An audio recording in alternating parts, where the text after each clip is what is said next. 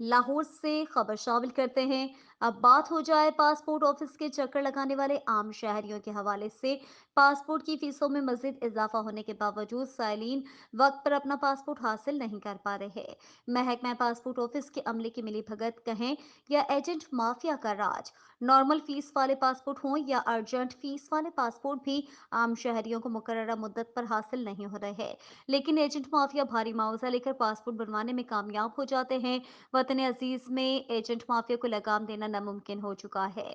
Passport office के बाहर कई शहरियों ने नाम ना जाहिर करने और मीडिया के सामने ना आने की शर्त पर बताया कि पासपोर्ट ऑफिस का अमला ख्वाह में कागजात पर एतराज लगाकर वापस भेज देता है, जबकि वही मसला एजेंट के जरिए हल होने के बाद पासपोर्ट अपनी मुद्दत से भी पहले मिल जाता है। शायद पाकिस्तानी कौम के नसीब में एजेंट माफिया ही लिख दिया गया है।